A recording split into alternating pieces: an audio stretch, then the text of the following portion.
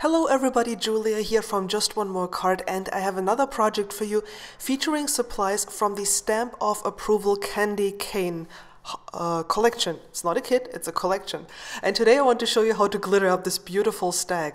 It's from the Hip Holiday stamp set, and I'm also going to be using some of the dies from the set. So excited.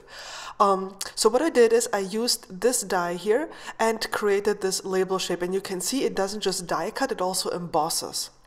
Now next up, I'm going to ink up my stag, and I'm using Versamark ink. That's a sticky clear ink, and you can see I'm making sure it's inked up really well.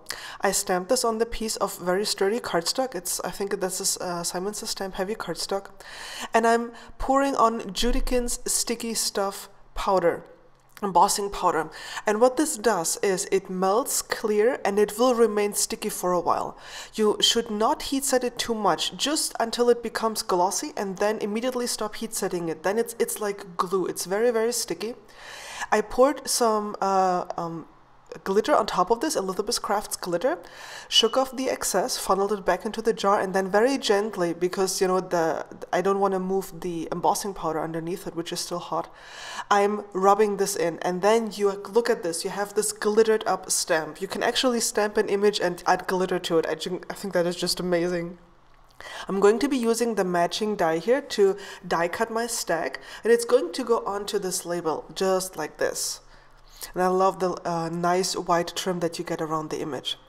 Then I grabbed some blue paper here. This is from Simon Says Stamp, and this is the background stamp that you get in the collection, in the Candy Cane collection. And I'm just pouring clear embossing powder on top of this. You could even let the Versamark dry, and it would get like some texture on this paper, even if you don't heat emboss it. I have to find a matte embossing powder. That would be interesting. Anyhow, so you can see here a clear embossing powder on top of the blue cardstock gives me this really nice background. It's really beautiful. I really like it. And I didn't worry about the center because I'm going to cover that up anyway, so not worried about that. I'm arranging the sentiments here from one of the other stamp sets which come in the collection. I'm picking them up with my MISTI, then I'm going to fiddle forever to make sure they are lined up correctly.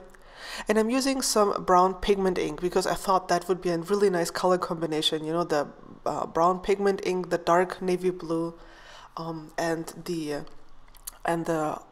antique silver sparkle from the glitter. I'm mounting my panel here on top of my card base, and you can see that only some of the pattern that I stamped on the card base peeks through, but I think that is just enough to add additional interest. I used foam tape here just for dimension, also behind the stag. You can see here mounting it onto my little label that I die cut, and then putting this in the center of the card.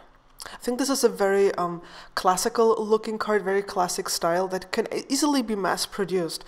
So you can have lots of Christmas cards at hand when the time comes. So here's a close-up of the beautiful embossing that you get with this label die.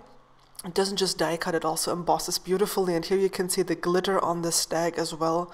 Since I'm a glutton for punishment, I also used my glossy accents to trace the word merry, just to add some dimension and shimmer to it. And why is it glutton? I don't know what that means. I have to Wikipedia that, seriously.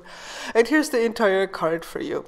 I hope you've enjoyed this project. I've already showed you one other project earlier this week using supplies from the Stamp of Approval collection, and I'm going to have some more projects for you in the following days.